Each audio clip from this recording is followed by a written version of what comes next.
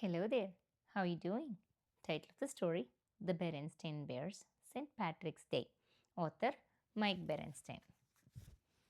It is the luck of the bearish, or so we are told, that leads us on to a pot of gold.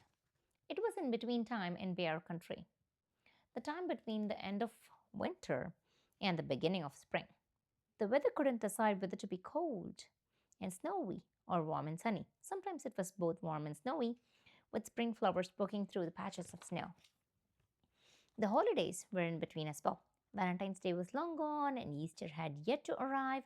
About this time, March 17 to be exact, Grizzly Gramps and Gran came by the Bear family's treehouse. Happy St. Patrick's Day, called Gramps. Brother, sister, and Honey were surprised to see Gramps and Gran all in green with bright green top hats. Why are you dressed like that?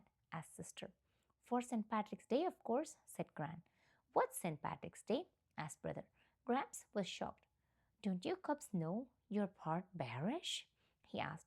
We know we are bears, said sister, puzzled. That's not what I mean, laughed Gramps. And he explained. To be bearish, said Gramps, means that some of our ancestors came from the island of Bearland across the sea. Bearland is a fair green country called the Emerald Isle. That's why we wear green on St. Patrick's Day. Who is St. Patrick? Asked brother. St. Patrick's was important in bearish country, said Gramps. He brought goodness and faith to Bearland. There's a story that he drove all the snakes from the country. Snakes were thought to be evil, and there are no snakes there to this day. Oh, said sister, disappointed. She liked snakes. Come along now, said Gran. We're going to the St. Patrick's Day parade. Everyone in bear country who even feels bearish will be there. We've brought along green outfits for everyone. They were soon dressed in all green, a different look for them. Gramps gave them green clove leaves to wear. What are these? Asked sister. Shamrocks, said Gramps. They are a symbol of Bearland and are said to bring good luck. The luck of the bearish. Nice, said brother, who didn't mind a little good luck. As they headed for the parade route, the cubs wondered about St. Patrick's Day. Gramps, said brother, can you tell us more about Bearland? Of course, said Gramps. We'll start with the legend of the leprechaun. Lepre who? Asked sister. Leprechaun, repeated Gramps. What's that? Asked brother. It sounds weird. And so it is, agreed Gramps. Leprechauns, Gramps explained as they walked, are magical beings like elves or fairies who live in the woods and vales of Bearland. They are short of stature and given to mischief. They devote themselves to making shoes. Why do they do that? Asked sister. To pass the time, said Gramps and went on. They use their magic to find buried gold and hide it in iron pots. It is said there's a leprechaun's pot of gold at the end of the rainbow, if you can find it. Wow, said the cubs, impressed. The family reached the parade route down the main street in Beartown. Papa set up folding chairs and they settled down to wait for the parade to start. It was one of those warm and sunny in between days. The cubs relaxed in their chairs, thinking about leprechauns. They began to doze off, and as they dozed, to dream. Sleepily, the cubs opened their eyes. To their surprise, it seemed they were in a green and pleasant land. It looked like an emerald isle. They were all alone. It was peaceful and serene. Puffy white clouds billowed over the green hills and a beautiful rainbow appeared. It arced, shimmering down to the hills and beyond. Without thinking, the cubs followed the rainbow.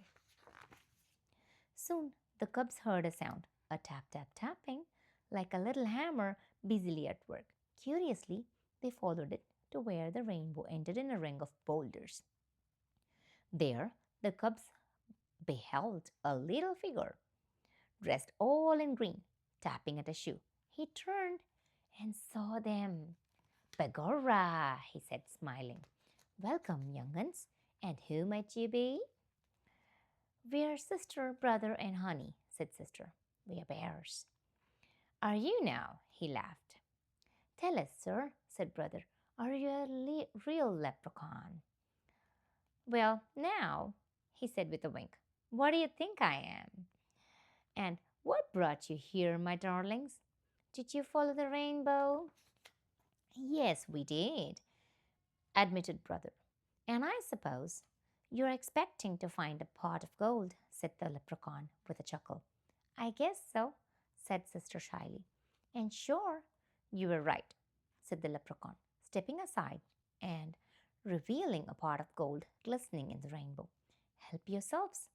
Scarcely able to believe their luck, the cubs dug into the gold and filled their pockets. Wake up, someone was saying. It was Grizzly Gran. You're missing the parade. The cubs sat up, rubbing their eyes. The pot of gold and the leprechaun and the emerald isle disappeared. They were sitting in their folding chairs on the main street in Beartown. But somehow, something seemed different. The St. Patrick's Day parade was indeed getting started. It was a sight to behold. There were marching bands and bearish dancers.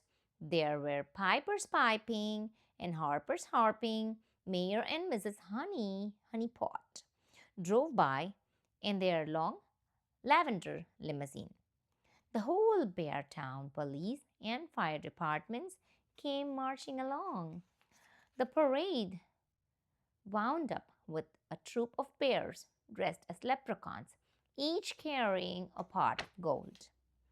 As the bear family packed up their things and started for home, the cubs thought back to their vision of the Emerald Isle and the leprechaun's pot of gold.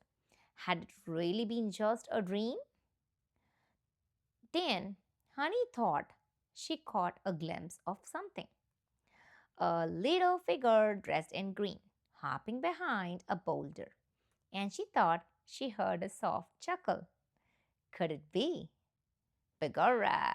Who can it? Who can tell? The end. Hope you enjoyed the story. See you in the book. Bye.